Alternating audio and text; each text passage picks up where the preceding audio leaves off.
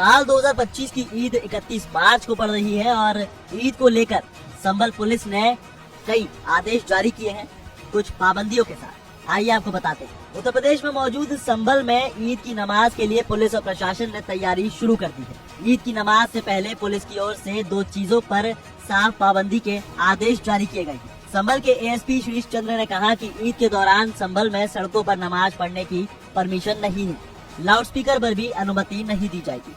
ASP Shri चंद्र ने कहा कि आज हमने कोतवाली परिसर में पीस कमेटी के लोगों की मीटिंग कराई, जिसमें सभी धर्मों मजहबों के लोग शामिल हुए। सभी को अवगत कराया गया है कि ईद पर सड़कों पर नमाज अदा नहीं होगी और साथ ही मस्जिदों के अंदर नमाज अदा की जाएगी। सड़कों पर या छतों पर किसी भी तरह से नमाज पढ़ने की अनुमति नहीं दी जा रही है। परंपरा के मुताबिक नमाज अदा कराई जाएगी और बिजली पानी की व्यवस्था सुचारू रूप से चलाई जाएगी। हमें उम्मीद है कि आगामी सभी त्योहार शांतिपूर्ण तरीके से पूरे किए जाएंगे। आपको बता दें कि पीस कमेटी की मीटिंग में पुलिस प्रशासन ने निर्देश दिया है कि ईद पर नमाज सड़कों पर नहीं होने दी जाएगी। कहा गया है कि नमाज ईदगाह और मस्जिदों के अंदर परिसर में ही होगी।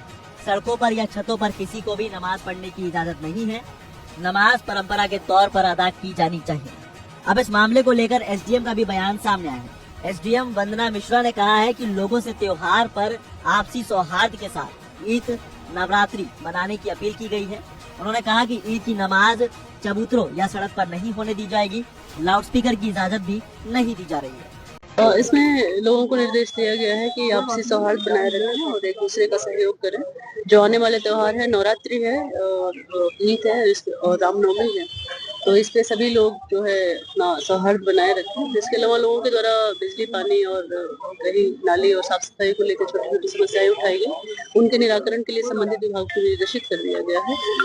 कुछ लोगों ने यह बात उठाई कि नमाज जो है वो जब पढ़ा जाए तो उसके लिए आसपास के जो चबूतरे में रहे और मस्जिद के उस पर पढ़ा जाए तो ये वो उसकी जांच करा ली जाएगी। सड़कों पर नमाज पढ़ने की अनुमति नहीं दी जाएगी।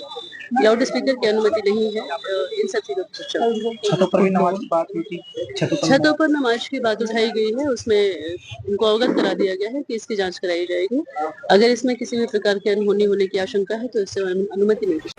आपको बता दें कि संभल के अलावा मेरठ में भी सड़क पर ईद की नमाज पर सख्त कार्रवाई होगी। एसपी सिटी ने सख्त कार्रवाई की चेतावनी दी है। वहीं संवेदनशील इलाकों में अतिरिक्त फोर्स तैनात किया गया है। सुरक्षा सुनिश्चित की जा रही है और नमाजियों पर निगरानी के लिए सीसीटीवी, ड्रोन और लोकल इंटेलिजेंस की मदद ली जाएगी। यही उद्देश्य रहता है हमेशा। अगर भाई हम अपने जहां हम रहे हम वहां कोई इस तरह की शांति व्यवस्था भंग ना हो, तो आप सब विश्वास के साथ रहें। भाई ऐसा कोई किसी के साथ कुछ वो नहीं होगा, पर हर आदमी को अपना अपना अधिकार है।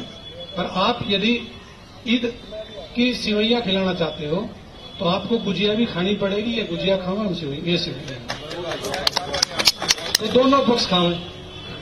पर यहां गड़बड़ हो जाती है जहां एक पक्ष खाने को तैयार, दूसरा खाने का, तो यहां भाईचारा खत्म हो जाता। हम स्पष्ट बोल रहे हैं कुछ भी है, तो ये चीज नहीं है। हम नेतागिरी नहीं कर रहे हैं, ना हमें नेतागिरी का हमारा कोई इरादा है। हम नेतागिरी करेंगे। हर आदमी अब अपने तरीके से पेश कर रहा है, कौन कैसे पेश कर रहा है क्या नहीं। तो आप सबको मेरी तरफ से बहुत बहुत शुभकामनाएं। आपका जुम्मा और आपकी ईद बहुत अच्छे से गुजरेगी। इसी तरह रामनवमी भी है।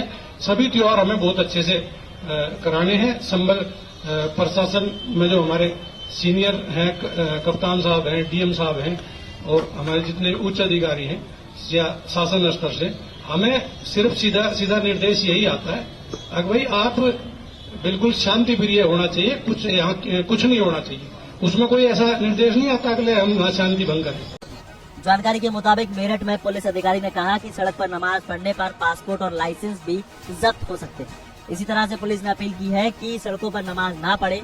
बता दें कि पिछले साल 200 लोगों पर आदेश न मानने की वजह से मुकदमा चलाया गया।